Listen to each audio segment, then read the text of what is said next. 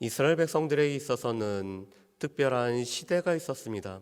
다름 아닌 사사시대죠. 사사시대의 가장 커다란 특징은 그때 이스라엘에 왕이 없었다라는 사실입니다. 그런데 사사시대가 특별한 이유는 인간 왕은 없었지만 이스라엘 백성들에게는 하나님께서 친히 왕이 되실 뿐만 아니라 그 하나님을 모시고 살아가는 구별된 백성으로 살아가는 것이 바로 이 사사시대의 특징입니다. 하나님께서는 이스라엘 백성들이 주변의 열국과는 다르기를 원했습니다. 하나님 자신이 친히 왕이 되시고 그 하나님을 왕으로 모시고 가는 백성들이 되기를 하나님께서는 늘 원하셨습니다. 그런데 문제는 이스라엘 백성들이 하나님의 백성으로 또한 하나님 앞에서 하나님을 왕으로 모시고 살아가는 백성으로 살아가야 됨에도 불구하고 열국과 같이 되기를 늘 원했다라는 것입니다. 오늘 말씀에도 보면은 이스라엘 백성들에게 장차 있을 왕정 제도에 관해서 오늘 하나님께서 말씀하시는 부분이 있습니다. 그런데 이 왕정 제도는 반드시 있어야 되는 제도를 뜻하는 것이 아닙니다.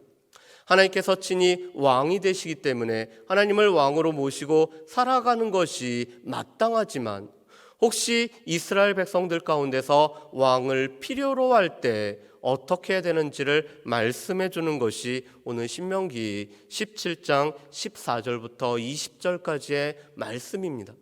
오늘 말씀에 보면은 왕으로 선택돼야 될 사람과 그가 하지 말아야 될 것과 해야 될 것, 이 세 가지의 내용으로 오늘 되어 있습니다.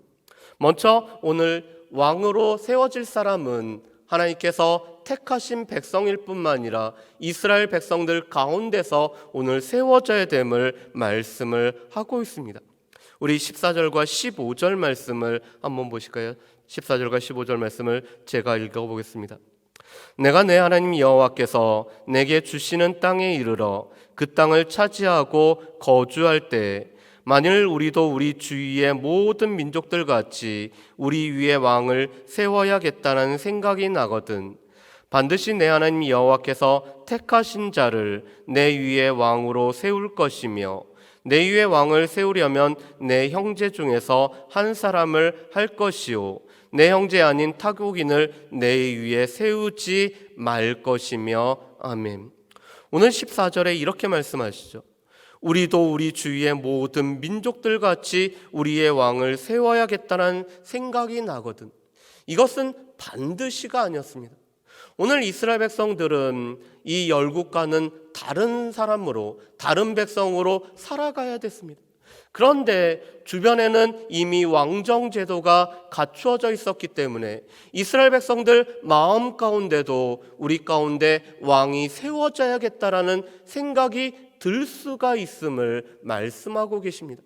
그러면서 오늘 하나님께서는 이렇게 말씀하시죠. 왕을 세우려면은 반드시 하나님께서 택하신 사람을 왕으로 세워야 할 것을 말씀합니다.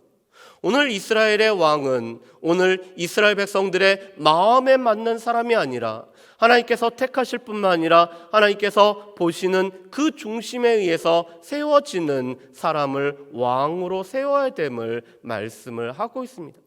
거기다 무엇보다도 이스라엘 백성 중에서 왕을 세워야 됨을 말씀합니다. 이것은 하나님을 믿고 하나님을 신앙하고 하나님을 의지하는 사람이 왕으로 세워져야 됨을 말씀을 하고 있습니다. 그러면서 오늘 왕이 해서는 안 되는 세 가지를 말씀하고 있습니다. 첫 번째로는 이 말과 병거를 많이 두지 말고 애굽으로 내려가서 이 말을 오늘 구하지 말 것을 말씀합니다. 두 번째로는 아내를 많이 두지 말라라고 말씀합니다. 왜냐하면 많은 아내가 왕의 마음을 미혹하여서 오늘 왕으로 하여금 하나님을 경외하는 데서 떠나갈 수 있게 하기 때문에 이 아내를 많이 두지 말라라고 말씀합니다. 세 번째로는 왕 자신을 위해서 많은 은금을 두지 말라라고 말씀합니다. 오늘 왕이 부를 소유할 수 있지만 과도한 부를 소유하는 것을 오늘 하나님께서는 금하고 있습니다. 그런데 왜 이 세 가지를 금하게 할까요?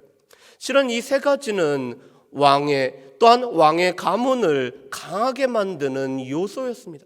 말과 병거를 많이 둠으로 말미암아 군사력을 강하게 함으로 말미암아 나라뿐만 아니라 왕의 지위를 공고하게 할 수가 있습니다. 또한 많은 아내를 둠으로 말미암아 많은 자녀를 두는 것은 무엇보다도 왕권을 강화시키는 것이었죠. 그래서 당시 왕의 역할 중에 하나는 이 왕의 뒤를 잇는 왕실의 수를 늘리는 것이 늘 왕의 역할 중에 하나였습니다. 그리고 세 번째로는 많은 부를 소유함으로 말미암아 왕권을 강화시키는 것입니다.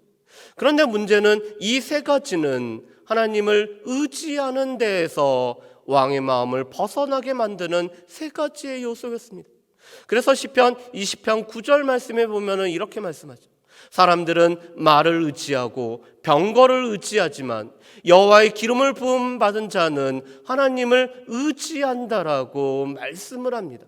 특별히 오늘 이 말과 병거라는 것, 또한 이 말의 주산지인 애굽으로 돌아가는 것은 출애굽의 사건을 오늘 부정할 뿐만 아니라 오늘 이스라엘 백성들을 출애굽한 하나님의 능력을 의지하는 것이 아니라 인간의 수단을 의지하는 것이기 때문에 이 말과 병거를 얻기 위해서 애굽으로 내려가는 것을 하나님께서는 금하고 계십니다. 그러면서 오늘 이 왕이 반드시 해야 될 것으로 이렇게 말씀하시죠. 우리 17장 18절과 우리 19절 말씀을 우리 같이 한번 보실까요? 18절과 19절 말씀 우리 함께 봉독하시겠습니다. 그가 왕위에 오르거든 이 율법서의 등사본을 레위 사람 제사장 앞에서 책에 기록하여 평생에 자기 옆에 두고 읽어 그의 하나님 여호와 경외하기를 배우며 이 율법의 모든 말과 이 규례를 지켜 행할 것이라. 아멘. 오늘 18절과 19절 말씀에 보면은 왕이 해야 되는 것은 오늘 율법책을 이 왕이 늘 함께 해야 된다라고 말씀합니다. 오늘 이 율법책을 등사하여서 오늘 제사장이 그것을 늘 낭독함으로 말미암아 왕은 하나님의 말씀을 들어야 되는 존재가 되어야 됨을 말씀을 하고 있습니다. 그리고 또한 이 말씀을 늘 가까이 하는 이유는 두 가지였습니다. 하나님을 경외한 것을 배우기 위해서 오늘 하나님께서 친히 왕이신 것을 알 뿐만 아니라 그 하나님을 경외한 것을 배우기 위해서 오늘 율법책을 늘 함께 해야 됐습니다. 두 번째로는 오늘 이 율법의 모든 말씀과 그 규례를 지켜 행하기 위해서 이 행한 것을 배우기 위해서 율법책을 가까이 해야 됐습니다. 왕 자신도 하나님의 백성이고 하나님을 모시고 살아가는 백성이기 때문에 왕 자신 또한 이 율법의 말씀을 순종해야 될 뿐만 아니라 이 말씀대로 살아가는 존재해야 되는 것이 이스라엘의 왕이었습니다. 그렇기 때문에 무엇보다도 하나님을 경외하고 이 말씀을 늘 행하기 위해서는 말씀을 가까이 하는 일들이 오늘 왕들에게 필요함을 보게 됩니다.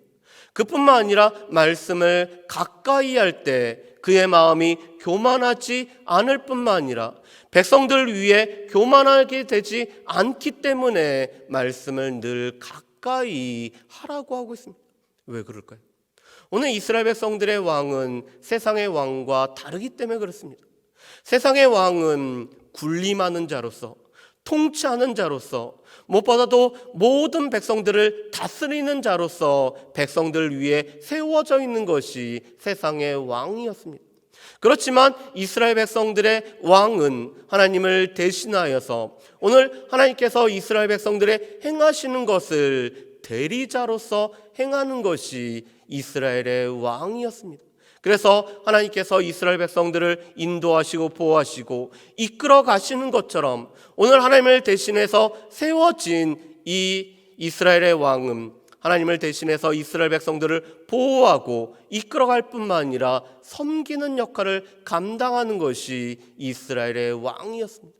그렇기 때문에 하나님의 말씀을 가까이 해야지만이 하나님의 말씀을 통해서 인도함을 받아야지만이 백성들 위해 자신의 마음이 교만하게 되지 않기 때문에 이 말씀을 늘 가까이 하라고 하고 있습니다.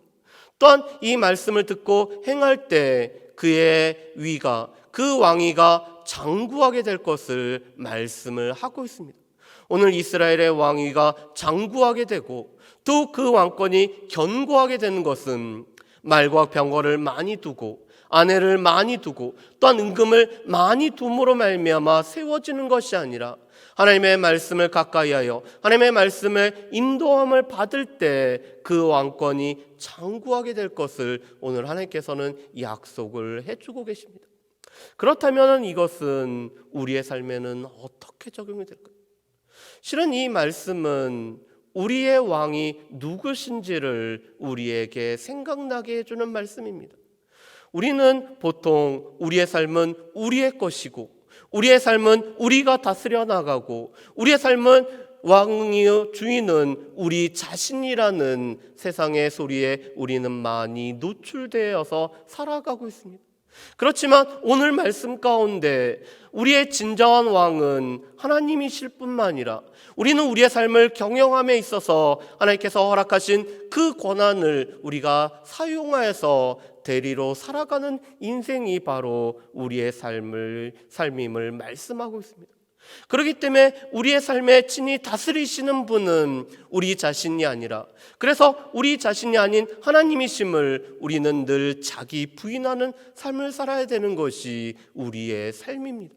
그러기 위해서는 우리 또한 우리가 의지할 것들을 우리 주변에 많이 세우는 것이 아니라 오직 하나님을 바라보는 연습들, 우리가 살림을 받았기 때문에 위의 것을 바라보는 것들이 우리에게 필요합니다.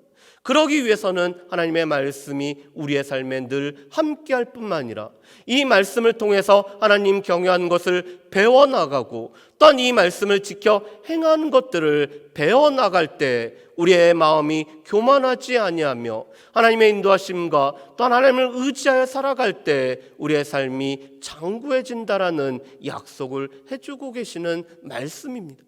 그뿐만 아니라 오늘 이 말씀은 우리가 지도자를 세울 때 무엇보다도 이 지도자는 하나님께서 택하신 자가 세워져야 될 뿐만 아니라 하나님을 경외하는 하나님의 백성들 가운데서 지도자가 세워져야 됨을 말씀을 하고 있습니다. 또한 그 지도자는 자신의 능력과 자신의 힘을 의지하는 것이 아니라 오직 하나님을 의지하여서 살아가는 사람들이 지도자로 세워져야 됨을 말씀을 해주고 있습니다. 그렇다면 오늘 이 말씀을 통해서 나의 삶에 참된 왕을 누구로 모시고 살아가는지 우리 자신들을 분명히 살펴볼 뿐만 아니라 우리의 삶의 주권자일 뿐만 아니라 우리의 삶의 왕이신 그 하나님의 인도하심을 통해 살아가는 것이 내 삶임을 고백하면서 왕이신 하나님을 쫓아 살아가기로 늘 결단하고 다짐할 뿐만 아니라 그러기 위해서 하나님의 말씀을 늘 가까이 두기로 결단하고 살아갈 수 있는 저 여러분들 되시기를 주의 이름으로 축복합니다. 기도하겠습니다. 사랑은혜 풍성하신 아버지 하나님, 이스라엘 백성들은 열국과 달라야 됨에도 불구하고 오늘 그들이 차지한 땅에서 혹 왕을 세우고자 하는 마음이 들 때는 하나님께서 택하신 이스라엘 백성들의 형제들 가운데서 왕을 세울 뿐만 아니라 그 왕은 늘 하나님의 말씀을 자신의 삶에 함께할 뿐만 아니라 그 말씀을 통해서 순종하는 법을 배워야 됨을 보게 됩니다. 주님, 우리의 삶에 있어서도 우리의 삶의 주인이자 왕이신 분이 하나님을 고백하며 살아가는 모든 주의 백성들 될 수 있도록 주여 도우시옵고 우리가 하나님을 왕으로 모시고 살아가기 위해서 하나님의 말씀을 우리의 삶에 늘 함께 둘 뿐만 아니라 하나님의 말씀을 통해서 인도함을 받는 우리의 삶이 될 수 있도록 주여 도와주옵소서. 세상 사람들은 말과 병거를 의지하고 살아가지만 우리는 오직 하나님을 의지하며 살아가는 하나님의 백성임을 기억하며 살아가는 모든 주의 백성들 될 수 있도록 주여 도와주옵소서. 감사드리오며 예수님의 이름으로 기도합니다. 아멘.